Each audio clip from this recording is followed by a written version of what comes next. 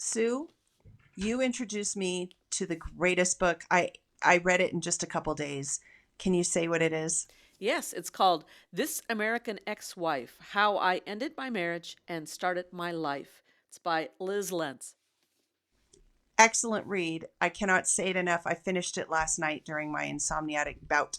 I think that we have agreed that we're going to do like a little book club, a mini book club on this. So if you'd like to read, listeners, please do so. In upcoming episodes, we will be discussing the book. It's a 2024. It's brand new, hot off the presses, and she has a podcast as well. You might want to check that out. And I'd also like to say, if you choose to read this book, which we hope you do, if you would send us any questions or comments on retiredpodcast at newtred at gmail.com, then we could take some of those comments and go to town with them. Sounds great.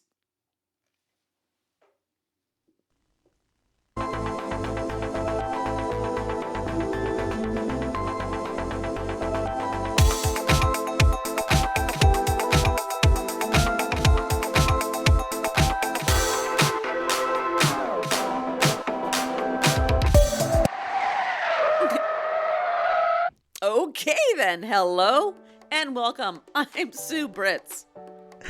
And I'm Tina Lokkbakk. Welcome to Retired, the podcast where we talk about what life is like when we put on new tread, new wheels that move us to our next adventure. I'm so excited. We're going on an adventure. Oh. Do you feel adventurous? Usually. Do you feel adventurous now?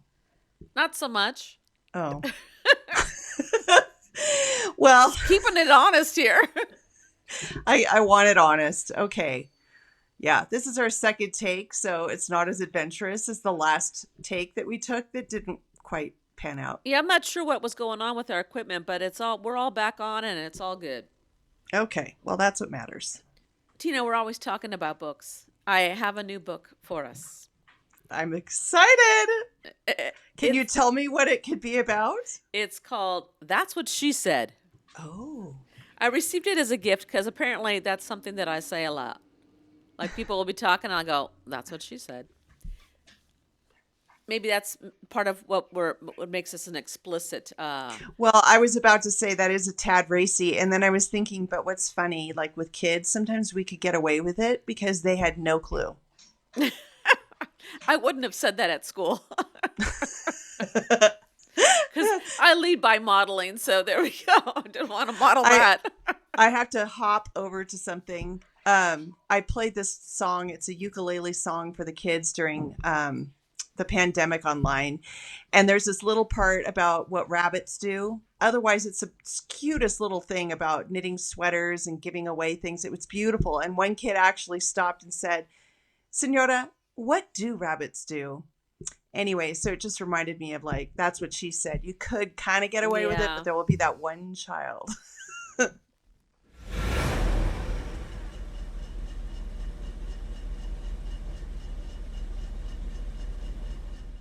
So today we're going to read from That's What She Said.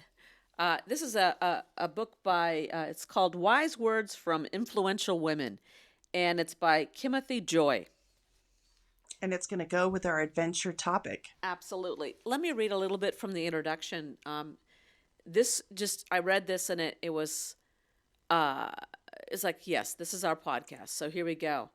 This book has energy and purpose. It is an invitation to consider your own voice on the matters you feel most strongly called to speak on. It is encouragement to build on the incredible work of women who have come before us. So, Tina, I thought this was like a total mission statement for what we're doing. Energy and purpose, your own voice. That's what we're doing right now with our podcast. Our own voices about what we feel strongly to be called upon to do. So here we are. It's perfect. And the whole podcast we started because we both felt strongly about podcasting.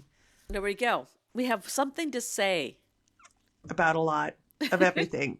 And nothing at the same time. Modern day Seinfeld. There we go. Whoa, okay. So That's What She Said. Okay, these are little mini biographies of of influential women. And the one that pertains to our topic today, adventure. Can you guess who it might be? Oh, come on.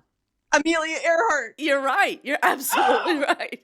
Amelia Earhart was, I I have to say, the first hero of my life that I remember. Um, we didn't get to hear a lot about women doing important things when I was a kid. We were limited what we could watch on TV, what we heard anywhere. It was unusual, and so to hear about a woman doing something really unique, like flying across the Atlantic Ocean or across the North America and setting records, and then speaking up about women, that was really cool, and that was very powerful for me. We'll continue further. What does she have to say? Oh, come on.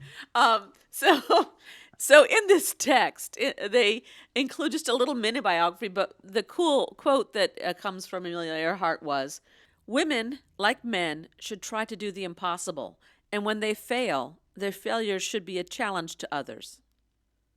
I love this. It's about understanding that you're going to fail. People fail all the time, and that's how we learn our best lessons, by failure. A lot of people are afraid to fail, and it's facing that courage that you'll come through the other side and learn something. I think that we've had a too long of a time in our culture teaching people that failure is bad. And as I'm learning on my self-help journey, it's all about, if we don't fail, we never learn. It's like the yin yang. You can't learn without failure. Absolutely. And the other part of this, women, like men, should try to do the impossible. So this was the time when women weren't allowed, or that weren't allowed to challenge themselves in these ways. And she found a niche. She found a way. And it's not about women staying within the patriarchy and failing and as a way, you're a failure as a way to keep you and hold you down, but rather make the important failures, that the ones that push boundaries, that challenge ourselves and others. So you've read, I'm sure, or maybe not, Brene Brown. No. Oh, well, Google her on a TED Talk and she speaks for herself, but she uses this quote, and it's from Teddy Roosevelt, and it's about the people entering the arena. Like, you have to step into life and enter that arena and play. And it's the people that sit there and critique you from the seats are not the people that are in the arena. And Amelia was in the arena. And speaking of arenas and buildings, can you tell us where you went to school? Well, that's and what where I you was just going to stayed? go to. Not only was she someone that was on my radar back when I was a little kid in Florida during the time when, it was the lunar exploration and the landing on the moon. So I was intrigued by the idea of flight and everything, and wanted to be an astronaut and all that. But, Oh, this was cool. But then we moved to West Lafayette, Indiana, where Purdue University is. And Amelia Earhart was actually on staff there. She flew out of the little airport in West Lafayette. wow. And, of course, when I went to Purdue, I decided I had to live in Earhart Hall. So I did. She was truly a hero of mine. And in fact, this book, I learned more about her than I had known before. It was pretty amazing. It's in this little tiny, not even one page biography. There was something in here that I had no clue. You want to hear it? Yeah, I do. I'm going to quote it. Earhart became one of the first celebrities to start her own fashion line for a variety of women's body types, introducing sensible, functional separates that allowed women to purchase a top in one size and a bottom in the other. And we just got done talking in episode 7 about how we needed to have fashion designers that would put pockets on things that would be deep enough for women and functional. Yep, for And modern Catherine women. wearing pants. Yep. Well, and so Amelia Earhart did this. She had the celebrity to do that, and at a time when women weren't even supposed to be wearing slacks, she was doing this, and pretty cool. An awareness of different body types and being sensible, all the things that women needed to be out in the world and be adventurous and do all the things they wanted to do. And I love that there was even a person back then who had body positive thoughts. You know, this is Yeah, something that's going on in today's day. absolutely.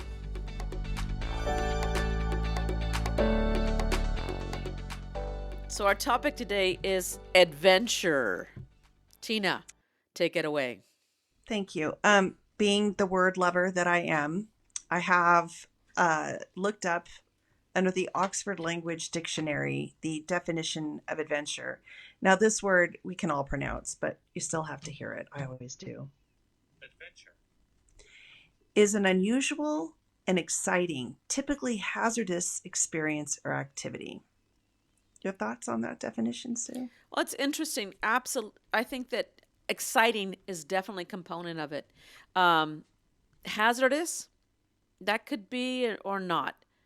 And that's where it's interesting. I will try some things that might be hazardous, but I'm kind of reluctant to like put my life on the line for that. I'd rather put my life on the line for something noble, I guess. But adventure, I think should it maybe is risky but not hazardous. I think there's a difference. Yes, but I think it's more an emotional risky as opposed to a physical I risky. agree. I agree. And that's why I didn't like the word hazardous, because to me it means you're going to get rear-ended in a freeway accident hazardous, you know? Yes, or you'll lose your life. Hazardous. Yeah. And to me that's not what adventure is. It's sparking the senses and opening your eyes to new things, but it's not dangerous except that it could be fearful or scary, challenging. Absolutely. So I'm distracted. Your cat just walked in front of your across your laptop, I think. Yes. What's your cat's name? Well, that's Marilyn's cat. And his name is Luca. Luca. All right. And she has Morris off to my left, Button, who's fluffy, and then I have my Carl and Gigi, the Great Dane. Oh my word, you got a And house it's full of been a pets. change. It's something that I never would have dreamed could have ever happened under my roof. So many animals. But I'm blessed. She's my childhood friend. We both had Norwegian parents. And she is basically staying here and living with me so I can go back and forth to Cuba. And it's just kind of a win-win. So my house, which is kind of like my baby, is well taken care of. And so are my baby furry things. Okay. But it comes with 3 additional cats. That's perfect. You know, Tina, you've always had all kinds of animals. That's part of your adventure. All right, so adventure. Tina, we took these adventureness tests that are online. There are a number of them, and you can try them out, audience. They're simple ones that are maybe like 10 questions long, and then there's the others, like the psychology one that's 100. Of course, you have to pay for that one, Can you but send me the link to that one? absolutely. Because Do I you want to think, take it afterwards and you're going to today. pay for the extended I'll example? get the little small scenario The that you snippet. have, and then we'll compare our scenarios. Okay, so this one is off of psychologies.co.uk. So Tina, why don't you tell us what your results were? Well, I always do this. I'm going to go back before I go forward. So, and I learned that there are different cultures that do things. I took a whole class on it, and I think it's Middle Eastern, where you go back to go forward. So I think I've got some Middle Eastern in me. Okay, you got a Um, car where we have new tread, and you can go back into reverse. oh, I'm going to reverse. Yes. So my first real exciting adventure thing I remember is just deciding to go to Mexico for a summer when I was 20, and I stayed with a family. And it was through that experience I knew that I really wanted to live in a foreign country. It wasn't enough. Just it was not enough to stay there for just that amount of time. So I know that I've always had some adventurous spirit in me, and to get on a plane. I remember going the first time when I was older to be aware. Um, I I was like in tears with joy. Like the sound of the engine, the feeling of the takeoff, like it's like bring it on. I can never get enough. So with that, I'm going to read to you what my synopsis was, but I had the 10 question one. So here it is. You are excited by new experiences. Cosmopolitan, smart, and savvy. Above all, you get your kicks from interesting experiences. You flourish when your mind and senses are nourished and flounder in a cultural vacuum. The buzz of a new exhibit, the hush as the theater curtain parts, or the flavors of a new cuisine all excite your palate and thrill your thoughts. For you, the conventional is dreary. Because you open yourself up to a wide array of artistic and intellectual interests, your world is ever expanding. Bravo. I love that idea of ever expanding. Yes. That's what I think ties us together. Our adventureness may be very different, and yet it overlaps. I think it's about growth and learning, Yes. and it's exciting, different experiences.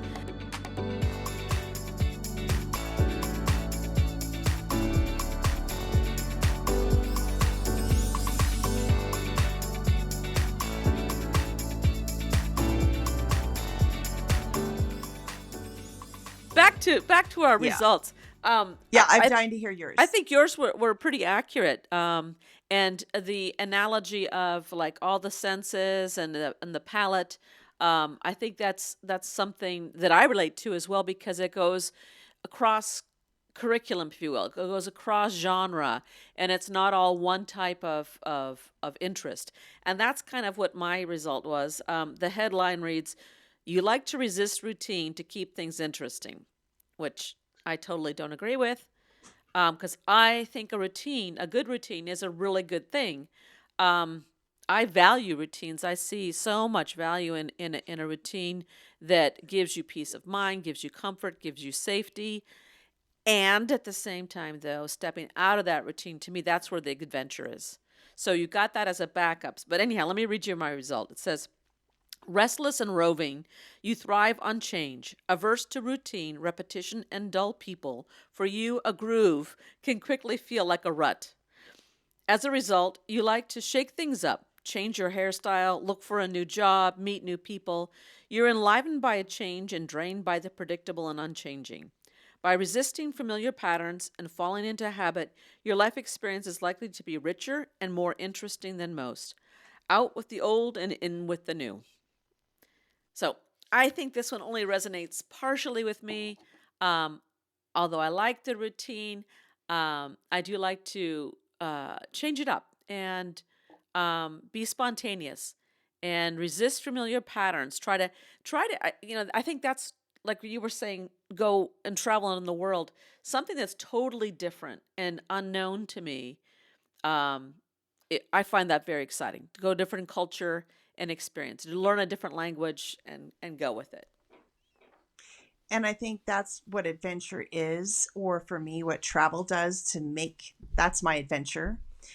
And it's because it opens up the senses in every way.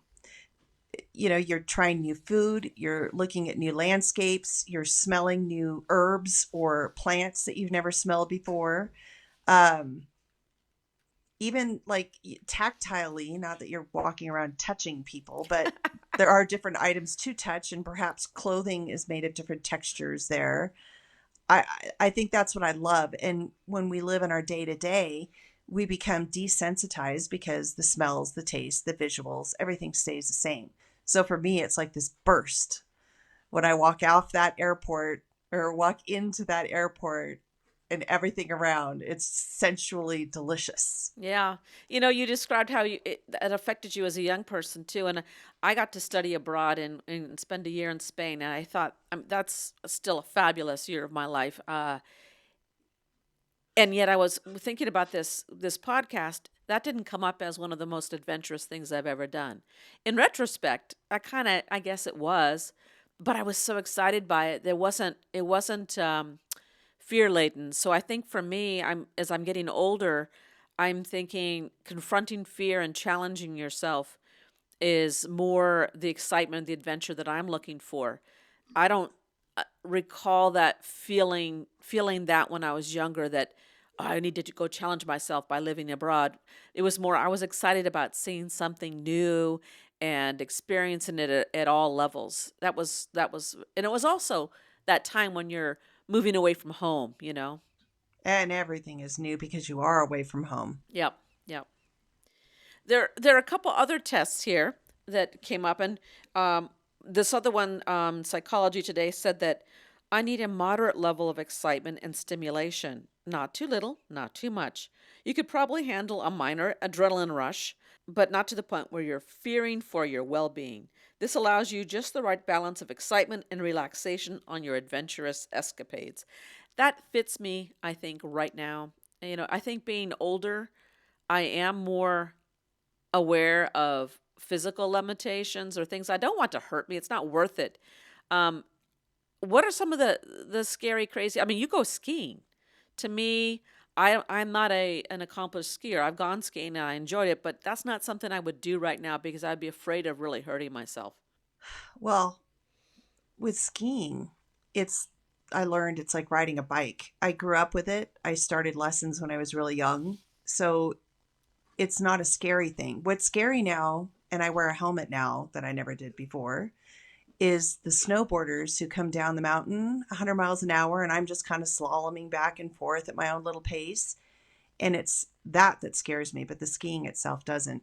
But thanks. I never thought of that as adventurous. To me, it's just for, for me, it is connecting with nature and it's feeling the snow and knowing when to turn. And it's kind of like every slope you do, every run you go is different because of the way it feels. So for me, I guess it could be an adventure just based on my sensations. That's my Yeah. tactile sensation because it's more of a feeling as it is the visual even. I Mm-hmm. just want to feel my way down the slope and that feels good because it brings out something different.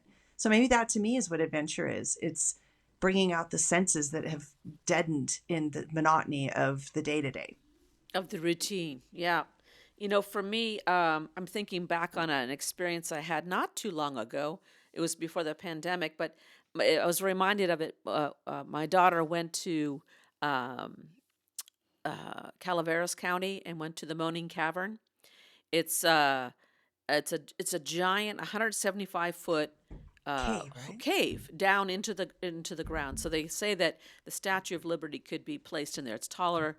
The hole is deeper than the Statue of Liberty, and Wow. so they have a spiral staircase. You can go down to the bottom, and then you can go spelunking down into the caverns down below.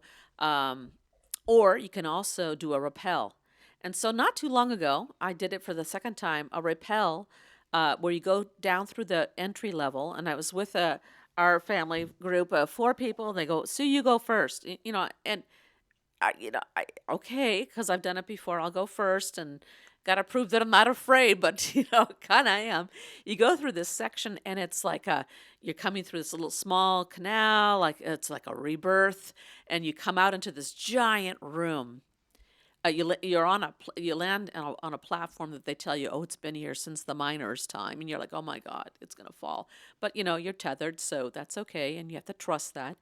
But the room, the expanse is just enormous. And you look down there and you see people down there, they look like ants. And you're like, oh my God, this is the moment of truth. And then you have to make your way off that little platform. And it's the type of harness that you have to feed the line into the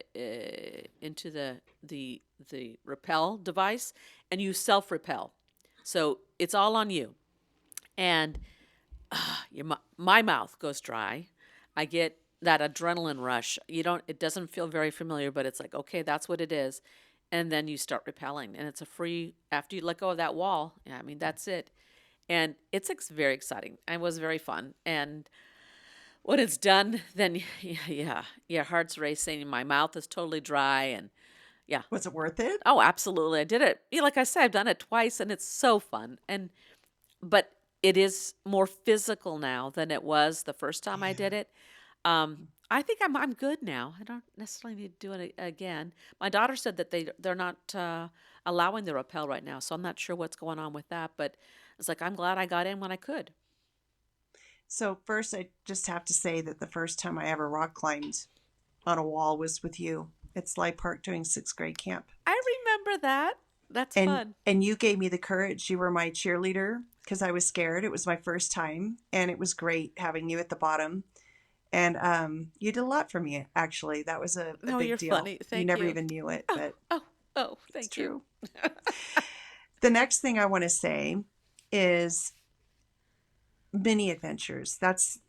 Those are the adventures you can have without doing extreme things like rappelling down the Statue of Liberty inside of a cave or having to go to a foreign country. And one of the things that you mentioned, and this brings us up to the women of a certain age or retirement, it's like we've had so many of these kinds of experiences that sometimes I think I poo poo myself out of things. So I'm going to give you an example.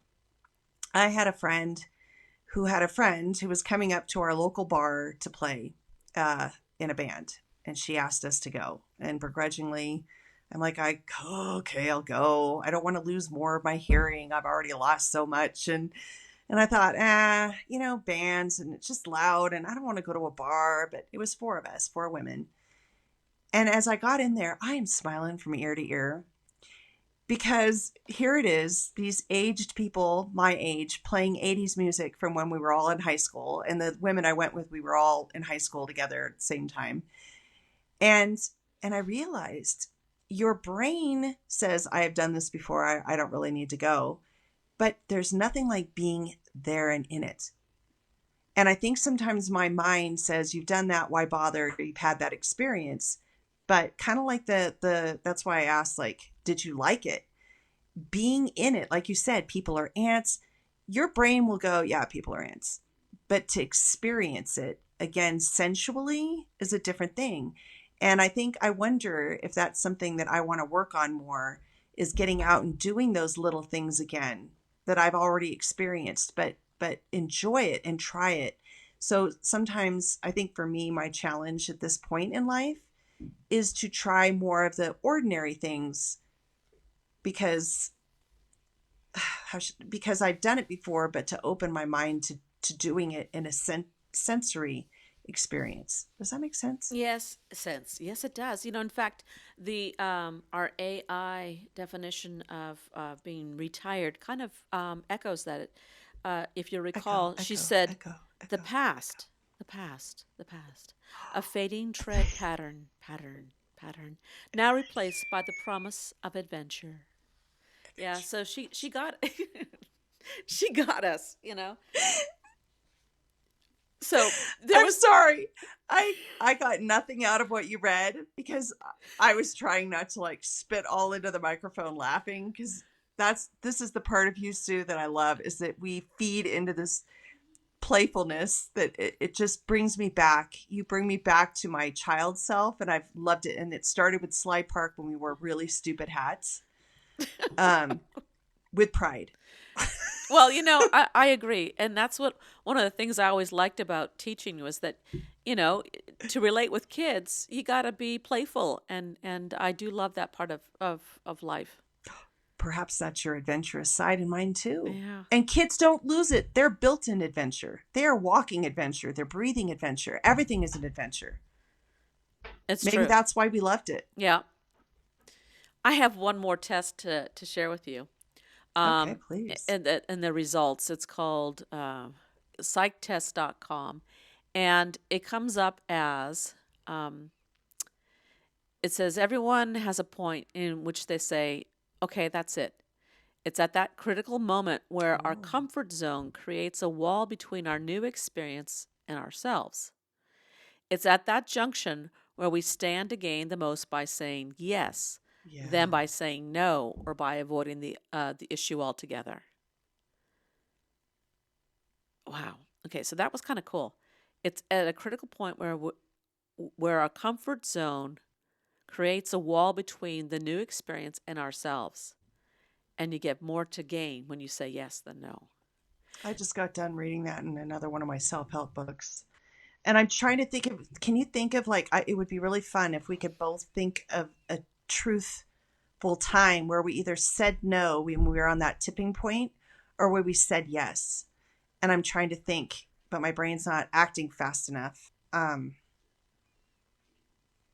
Well, here's what I was going to say is as women, we're raised to be fearful of trying new things, and we need to respect the surroundings, like you like to take a trope, don't go down that alley by yourself, because then you're asking for it. We one of the things that we do is trust our hope we're taught to, or at least I maybe not directly overtly taught, but we learn to trust our instincts and um, facing fear. You know, I've loved when I've traveled on my own, totally on my own in another place, where you have to trust your instincts and base it on what you understand about the world, and do that, to explore and say yes rather than not do it. So for me, I like to do that as often as I can. Trust my instincts, trust the things, my life learning skills, and say yes, and then reflect on it. You know, I go back to that trip in Mexico, and what I loved about it was I created the itinerary every day, and I decided where I wanted to go. And one of my best experiences was I heard that there was this pyramid in the middle of the forest that was like an hour outside of where I was staying in Cuernavaca. And I decided that was it. I was going to skip my language school that day. I was going to hop on the local bus, and I was going to get myself to this little itty bitty village. And on the way, this is what I call mini adventures. It was the adventure within the big adventure. And then we pull over, and I'm having to ask people, where is this trail to get to the pyramid? And here's this little itty bitty trail. And there's no like in the forests in the States, we have like a parking place, and then you have to fill out paperwork if it's remote, and nothing like that. It was just a trail, like, here, go. And I felt no fear, and there was no one around. And I loved that at that time in my life. Well, not always. I was thinking I felt so safe.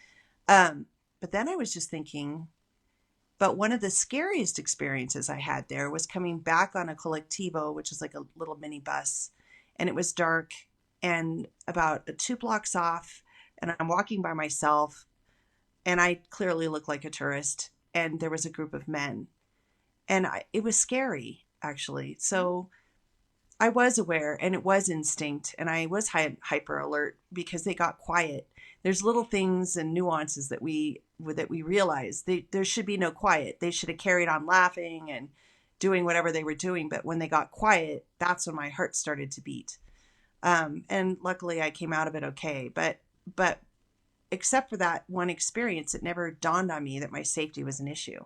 Well, that's And where adventure shouldn't have to be that kind of fear. It should the fear that the definition of adventure is about, oh, should I take the paraglider? Should I, it shouldn't have to be about worrying about human beings doing something wrong to you. right. And isn't it interesting? And I've said this with Maria, who, when we go hiking, she's very fearful of running into bears. And for me, I grew up in the mountains by myself hiking all the time. So I never came across a bear. I'm not in up here. It's not the bears that scare me. When I've gone hiking and I hear groups of partiers and I'm a single woman, it's funny, it's the humans that scare me. And I just realized that the same with Mexico. I wasn't scared about hiking into the forest to find a pyramid by myself. What terrified me was being in an urban area with people. Yeah. So, yeah, fear, that's a whole nother topic we can get into. And for sure, it's related to adventure. And adventure, though, takes on a different type of fear and excitement. And that moment where you get to challenge your fear, like if you're afraid of heights, and or you're maybe not even afraid of heights, but you're respectful of heights, and then you push yourself beyond that. That's exciting. That's adventurous, and that's cool. I've done that. It's so fun to do things. I've always said I wanted to do uh, a parachute, and at this I point, want to paraglide. I don't know that I want to. I think about the landing and it being tough on Right. my back, and I'm like, is it worth it? Those few minutes of flying in the air, and maybe, but I don't know. That's all my life. That's been unknown, and now Not so much. I don't know that I need to jump out of a plane. That's a past tread for me, not the new tread. Ah, very good.